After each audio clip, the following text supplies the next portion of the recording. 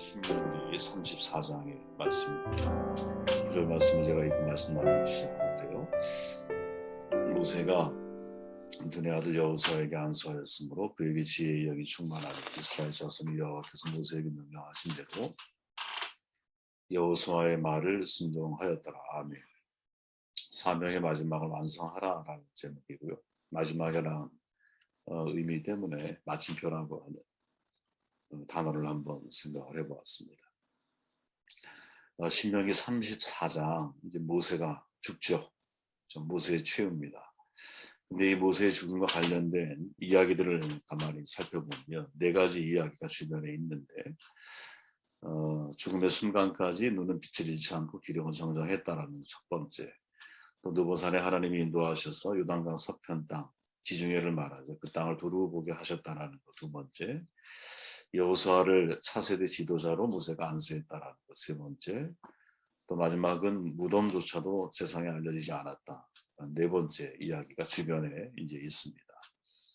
모세오경 우리가 지금까지 한 1년 동안 말씀을 나눴는데 이제 모세오경의 마지막 서신이 신명기죠. 그리고 신명기의 마지막 장이 오늘은 34장입니다. 그렇게 사실은 우리에게 있어서 모세오경 전체를 마무리하는 매우 중요한 메시지가 그 속에 있다라는 것을 우리가 감안할 수 있겠죠. 그죠? 모세의 죽음이 우리에게 전하는 교훈이 뭘까? 역사상 모세와 같은 선지자가 없음을 감안할 때 이제 모세의 마지막 모습은 사명의 마지막 길을 이해함에 있어서 우리에게 모두 이제 귀감이 되는 그런 내용이라고 저는 생각을 합니다. 쉽게 말하면 어떻게 우리가 죽음을 준비해야 하는가? 다시 말하면 어떻게 사명의 마지막을 완성해 갈 수 있을까? 이 질문에서부터 오늘의 말씀을 시작을 하도록 하겠습니다.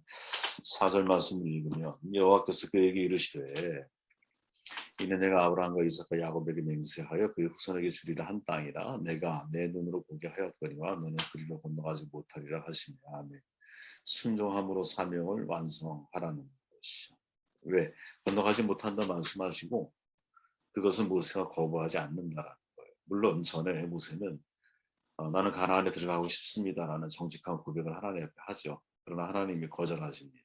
그 거절된 하나님의 말씀을 받아들이는 거죠. 저는 여러분 순종이 이제 우리의 사명이 뭘까? 그것은 마지막까지 우리가 하나님 말씀에 순종하는 것이죠. 그래서 사명을 완성해 가는 거라는 거예요. 죽음까지도 하나님께 순종하면서 받아들여다라는 거죠. 이거 예수님의 모습하고 너무나 유사하거든요. 나의 원대로 마옵시고 아버지의 원대로 하옵소서. 예수님의 마지막 기도, 아버지의 뜻대로 잔을 마시는 거잖아요. 순종함으로 사명을 완성해 가는 거죠. 바울의 말을 여러분 기억하십니까? 빌립보서에서 이렇게 말하죠. 자기를 낮추시고 죽기까지 복종하셨습니다. 바로 이거죠. 죽기까지 복종하시는 것. 모세의 마지막 사명은 느보산에서 죽는 것이죠. 예수님의 마지막 사명은 골고다에서 십자가에 달려 돌아가시는 겁니다. 사도 바울의 마지막 사명은 로마에서 죽는 거잖아요. 그죠? 사명의 완성의 마지막까지의 순종이라는 점을 대단히 우리가 주목할 필요가 있다는 것이죠. 우리는 결과를 보고 싶어하는 욕망을 누구나 가지고 있어요, 여러분. 일을 시작했으면 그 결과를 눈으로 확인하고 마무리하기를 원하죠. 그러나 그 결과를 보지 못한다 할지라도 하나님이 내게 멈춰라 하면 멈출 줄 알고 죽어라 하면 내가 죽을 줄 알고 포기해라 하면 포기할 줄 알고 실천해라 하면 실천할 줄 아는 것. 그러니까 마지막 그 순간까지 내가 말씀에 순종하려고 하는 삶의 태도를 갖는 것이 이게 진짜 우리가 가져야 할 사명의 완성을 향한 뭐랄까요? 길이라는 것이죠. 여러분 유기성 목사님 잘 아시죠? 어느 선교사님이 유기성 목사님을 찾아와서 자신의 신세를 한탄하는 거예요. 목사님 제 십자가는요 제 아내입니다. 이렇게 말을 해요. 아내와 이혼을 해야겠습니다. 이렇게 말을 했다는 거예요. 그리고 한쪽 팔을 걷어 올렸더니 큰 상처가 있는데 사모님이 물어뜯은 거예요. 살점이 떨어져 나가는 거예요. 이 얼마나 사실 선교사님이 가슴 아파하고 속상해 있겠어요. 그런 말을 했겠죠. 이제 유기성 목사님한테. 그때 유기성 목사님이 뭐라고 말했느냐. 선교사님 사모가 십자가가 아니에요. 하나님이 이혼해라 하면 이혼하는 게 십자가고 끝까지 내가 불쌍히 여기고 그를 위해 기도하라 하면 그것을 실천하는 게 십자가예요. 너 선교를 못해도 괜찮아. 여자 하나 때문에 끝까지 인내하고 그 여인 끝까지 인내하고 끝까지 잘 참아라. 그렇게 말씀하시면 그 말에 순종하는 게 십자가인 것이지 사모가 십자가가 아니에요. 이렇게 말을 해줬다는 거예요. 그래서 저는 이 말을 들으면서 사실은 되게 중요한 자기 십자가의 의미가 무엇인지를 생각을 해보게 되었어요. 아주 깊이 생각해야 할 말씀이라고 저는 생각을 하는데 십자가라고 하는 것은 하나님 말씀이라. 어떤 말씀? 하나님이 내게 하신 말씀이 곧 자기 십자가예요. 그죠?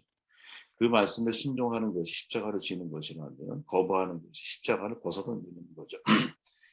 더 쉽게 말하면 순종이 사명이라는 거예요. 그죠? 지금 하나님의 입장에서 모세가 가나안에 들어가고 안 들어가는 2차적인 문제인 거예요. 그죠?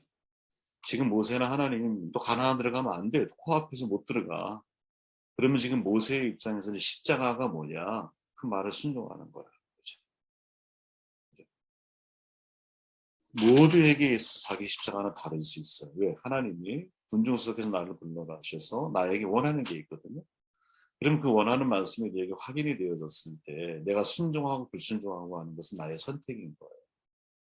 모세도 마찬가지죠. 하나님의 뜻을 거부하고 가나안에 들어갈 수 있어요. 왜? 기력이 정정했잖아. 정정하잖아요. 기력이. 들어갈 수 있다고 사실은. 물론 들어가다 죽을 수도 있고 가정이니까 어떻게 될지는 모르지만 그렇게 할 수는 있다라는 거지. 그죠?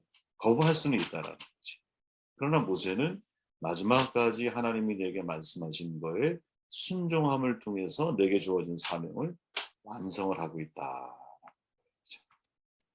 7절 말씀을 읽어볼게요. 모세가 죽을 때에 나이가 120살이었으나 그의 눈은 빛을 잃지 않았고 기력은 정정하였다. 분별함으로 사명을 완성해야 한다. 전 여러분들 또 제게도 이런 하나님의 은혜가 있으면 좋겠어요.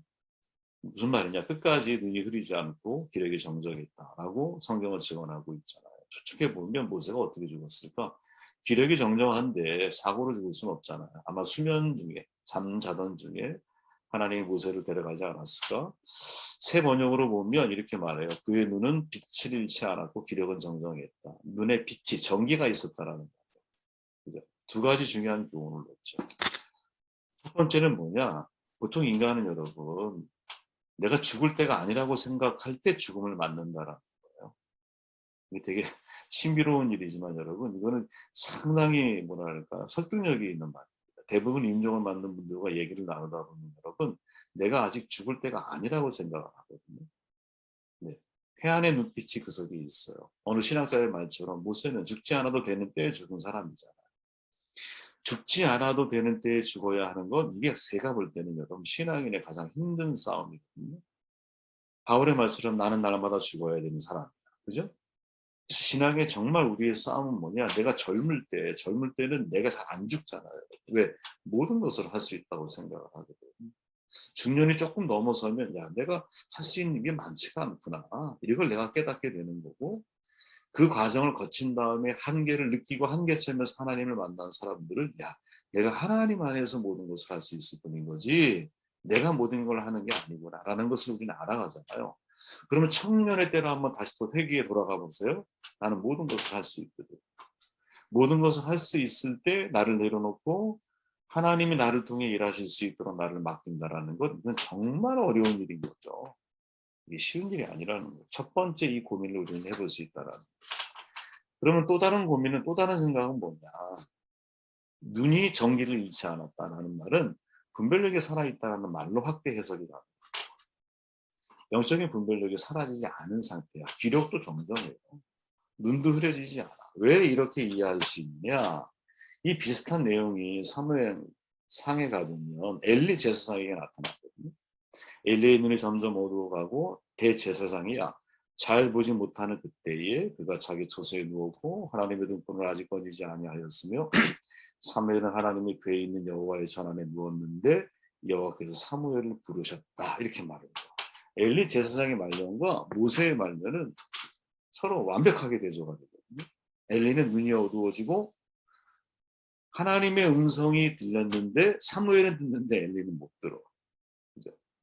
근데 모세는 눈에 전기가 사라지지 않고 하나님의 음성을 들으며 어디에가 느보산으로 올라가. 그 영적인 눈으로 가나안을 봐요. 왜 영적인 눈으로 가나안을 봤다라고 이야기할 수 있느냐?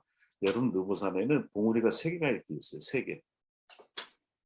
나중에 여기 다 같이 한번 가보면 좋겠어요. 그죠? 3개가 있는데 제일 높은 봉우리가 835m, 중간치가 790m.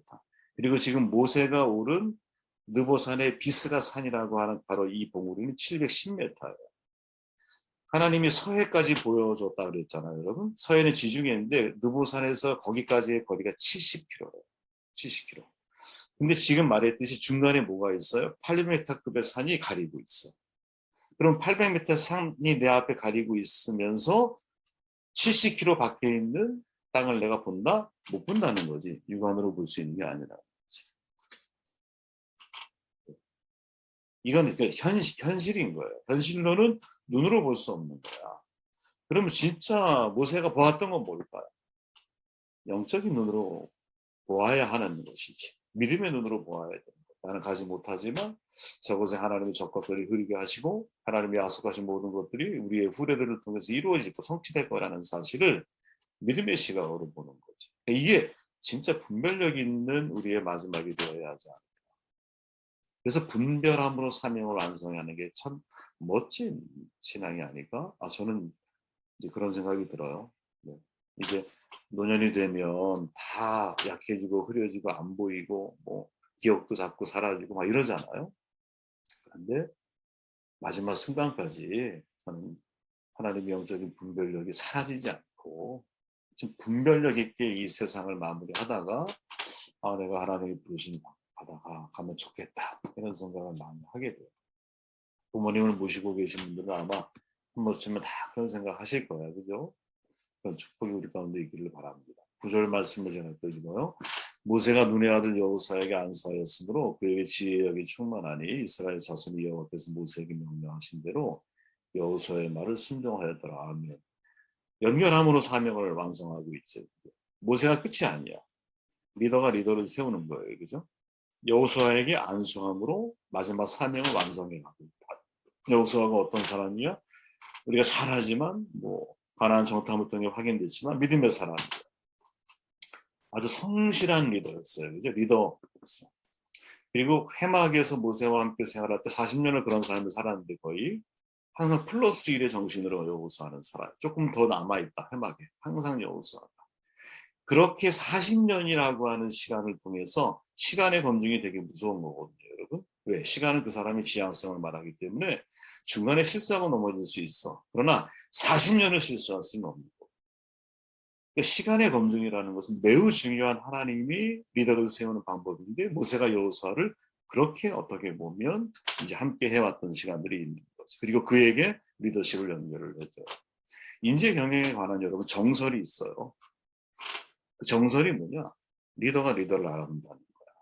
우리 한자로 유유상종이란 말이 있잖아요. 끼리끼리 모인다라는 거예요. 살아보면 여러분 리더가 리더를 알아본다는 말이 맞아요. 리더가 되기에 첫걸음은 뭐냐면 사람을 끌어당기는 능력이잖아요. 그죠? 그러니까 진짜 리더가 될 제목을 끌어당기는 이유가 있다 그래요. 여러분. 인재 경영에 관련된 걸 읽어보면. 사실 리더는 생각하는 게 같다. 결이 같다라는 말, 결이. 리더가 표현하는 감정은 다른 리더들이 감지할 수 있다. 그리고 리더가 될 제목을 끌어당기는 환경을 자꾸 만든다라는 거예요. 그 사람이 이리로 올 수밖에 없는 환경을 만들어. 그게 꿈이든 비전이든 환경을 자꾸 만들어가는 거예요. 그리고 어떻게 보면 참 제일 중요한 거라고 저는 보는데 리더는 큰 제목이 될 사람들에게 위협을 느끼지 않는다라는 거예요. 대부분 사람이 여러분 내가 작아. 근데 큰 사람을 만나. 근데 내가 이 사람을 데리고 쓰고 싶어. 그럼 어떻게 합니까? 망치를 다 깨뜨리는 거예요. 그 사람을 상처 주고 흠을 막 내서 조각조각 내가지고 내가 담을 내고. 이게 작은 사람이거든요. 내 그릇이 크면 클수록 여러분 어떤 그릇도 그냥 담으면 돼. 그죠? 내가 예를 들어 엄청나게 큰 항아리야. 그 안에 아무 그릇이든 담으면 되죠. 그러나 나의 그릇 사이즈 자체가 작을 때는 큰 사람을 담아낼 때 상처를 주고 깨뜨리고 망가뜨려서 담아야 되는 거지. 그러니까 리더는 어떤 사람이냐? 큰 제목이 될 사람에게 위협을 느끼지 않아. 그게 모세일 수 있다는 거죠. 여호수아 믿음의 용장이에요. 여호수아 플러스 1의 정신을 가지고 있는데 모세보다 더 어떻게 보면 지독 편면을 가지고 있는 사람이야. 그리고 그 여호수아 젊어. 그죠? 그리고 아주 성실해. 사람들에게 왕래하고 출입할 때 사람들이 그 사람의 말에 순종을 이미 하고 있었어요, 사실. 어떻게 보면 모세보다 더 큰 제목일 수 있거든요. 그럼에도 불구하고 리더는 그 리더를 제목으로 세우고 있다는 거죠. 그리고 그 리더에게 안수함을 통해서 가나안 입성 직전까지의 사명은 나이지만 가나안 이후에 이 이스라엘 지파, 이스라엘 사람들이 하나님을 떠나지 않고 가나안을 잘 정복해서 가나안 안에서의 사명을 감당하게 만드는 것은 바로 너의 몫이다. 왜? 너는 나보다 플러스 1의 정신을 가지고 살아가지 않은 사람이잖아. 이런 제목 뭐라 그럴까? 이런 제목의 리더들이 많으면 얼마나 좋을까 싶어요. 나보다 훨씬 더 잘하는 사람을 시기하면 안 돼요. 그죠? 나보다 훨씬 더 잘하는 사람들에 대해서 우리는 관용하는 마음을 가지고 그들을 품고 나아가야 되지 않을까? 그런 생각을 해보게 돼요. 사울을 가르쳐서 그러잖아요. 사람이 떠나는 사람. 다윗을 가르쳐서 사람이 모이는 사람 이렇게 말하죠. 차이가 뭡니까? 사울은 시기하는 거야. 다윗은 어때요? 그냥 품는 거야. 400명의 비류, 우리를 얘기하는 깡패들이잖아요. 조직폭력배들이에요. 그 비류 같은 사람들을 데려다가 어떤 위기와 상황들을 극복해가는 과정에서 그들이 훗날 어떻게 돼? 장군들이 되는 거야. 그죠, 다윗은. 그러니까 우리에게 있어서 이런 리더십의 사명감을 가지고 살아야 되지 않아요. 저는 이제 한 가지 그냥 바람이 있다면 그런 거죠. 마치 바나바가 평생 수원 숙제 하나님의 사명을 감당하면서 바울이라고 하는 위대한 제목을 알아보고 그를 포기하지 않고 안디옥에서 목회의 기회를 제공하고 같이 선교 여행을 다니다가 리더십이 체인지가 되잖아요. 그죠? 바울은 디모데라고 하는 영적인 아들을 키우죠. 베드로는 마가 요한이라고 하는 실패했던 인생을 바로 세워나가는 일을 잘 감당해 주잖아요. 야, 우리 평생에 나의 꿈을 이어달리게 할 사람 한 명 정도를 세우는데 내가 에너지를 투자하는 게 얼마나 중요하겠다. 그죠? 마치 모세가 200만 명의 사람이 있지만 항상 여호수아를 시내산에 올라갈 때 기억하시잖아요. 그죠? 백성들은 아래에 있고 그 중간에 70인의 장로가 있고 그 다음에 모세가 어떻게 여호수아를 산에게 데리고 가는 거야. 여호수아 하나만. 그리고 나중에 하나님을 만나는 모세가 하나님과 직접 청지의 자리에 들어가게 되는 거죠. 그래서 저는 여러분들이 내 꿈을 이어 달릴 수 있는 리더에 대해서 고민하시고 또 내 꿈을 이어 달릴 수 있는 사람을 내가 제자로 삼고 그를 잘 돌봐서 모세가 여호수아를 세웠듯이 이런 일들을 감당할 수 있다면 얼마나 훌륭한 그죠? 뭐랄까 훌륭한 사명의 연결들이 이루어지지 않을까 생각을 해보게 돼요. 자, 5절 말씀을 제가 읽고 말씀 전달할게요. 이에 여호와의 종 모세가 여호와의 말씀대로 모압 땅에서 죽어 벳후알 맞은편 모압 땅에 있는 골짜기에 장사되었고 오늘까지 그의 묻힌 것을 아는 자가 없느니라 하며 모세가 드디어 죽었어요. 그런데 성경의 결론은 뭐냐면 야 무덤을 몰라 이 말이죠. 완전히 사라진 거예요. 기억할 게 없는 거야. 그죠? 보통은 이제 왕정 시대를 보면 자주 왕들이 뭐를 만들어요? 자기를 위한 기념비를 만들잖아. 그죠? 기념비를 만드는 이유는 간단하죠. 그죠? 자기를 기억해달라는 거죠. 또 내가 그 사건을 기억하겠다 이런 말이잖아요. 여러분 대부분의 우상 종교의 특징이 뭐냐면 무덤이 크다라는 거지. 그죠? 우리가 전에 막 살펴보았잖아요. 자기를 죽어서도 신격화하는 거죠. 죽어서도 영생할 거라고 하는 잘못된 이야기들을 사람들에게 알려주는 거지. 그러나 하나님은 철저하게 모세를 어떻게 사라지는 인생을 만들고 있다는 거지. 여러분 유다서에 보면 재밌는 표현이 나와요. 유다서가 1장밖에 없는데 1장에 보면 이렇게 말해요.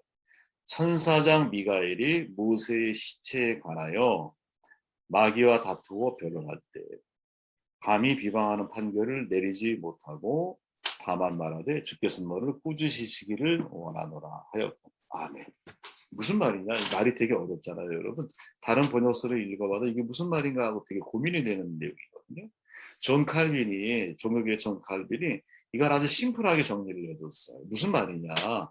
모세를 하나님처럼 따라왔던 이스라엘 백성들이 모세의 시체를 우상처럼 숭배할 위험이 있기 때문에 하나님께서 어떻게 미가의 천사장을 보내서 모세의 시신을 인간들이 알지 못하는 곳에 장사했기 때문에 아무도 알지 못한다라고 해석을 했어요.